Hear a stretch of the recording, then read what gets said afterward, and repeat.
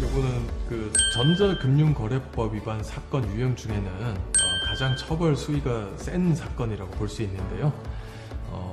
뭐 예를 하나 들자면 보통 20대 이제 젊은 친구들이 돈 한번 벌어보자 라고 해서 뭐 3명, 4명 이렇게 역할 분담을 해가지고 보통은 유령 회사를 만듭니다. 최근에는 보이스피싱 관련돼서 개인 자격으로 하면 만들 수 있는 통장 개수도 제한되어 있기 때문에 보통 법인 형태의 유령 회사를 가짜로 만든 다음에 법인 통장을 여러 개 만들어서 판매를 하거나 또는 유통을 시키는 사건인데요. 이렇게 된 경우에는 전자금융거래법 위반 사건 중에서는 가장 실제 선고되는 처벌 수위가 높아서 대부분 주도적으로 이렇게 진행하게 된 경우는 거의 예외 없이 실형이 선고되고요. 그리고 주도적으로 하지는 않았다고 하더라도 뭐 이렇게 주도한 사람의 뭐 지시를 받거나 아니면 역할 분담을 해서 뭐 이렇게 뭐 실제로는 방조 정도 행위를 했다고 하더라도 초범이라고 해도 대부분 징역형의 집행유예가 선고됩니다. 그래서 이 경우는 전자금융거래법 위반뿐만 아니라 은행에 대한 업무방해, 그 다음에 공전자기록 등 위조, 그리고 동위조 행사 혐의까지 적용돼서 보통 4가지 혐의가 한꺼번에 적용됐었는데요. 작년에 대법원 판례 변경으로 인해서 은행에 대한 업무방해와 공전자기록 위조 및 행사 혐의는 최근에는 조금 이게 적용 안 되는 추세에 있고요.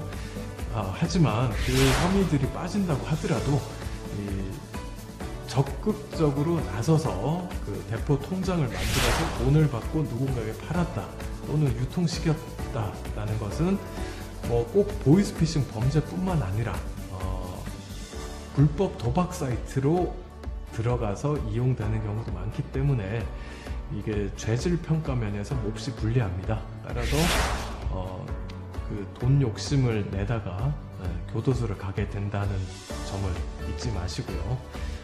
사건이 연루되면 주도책은 대부분 구속영장이 발부되는 경우가 많고, 그러니까 주도책이 아닌 경우라면 구속영장이 발부되지 않을 수는 있지만 징역형을 피하고자 한다면은 경찰 수사 단계에서부터 구속영장을 막기 위한 단계, 그리고 최종에서는 재판에서 징역형 선고를 받지 않기 위해서 변호인과 함께 변호인 조력을 받아서 각 수사 단계 참여, 그리고 준비해야 될 자료 가이드부터 이렇게 해서 입체적으로 사건 초기 단계부터 적극적으로 노력을 해야 될 필요가 있습니다.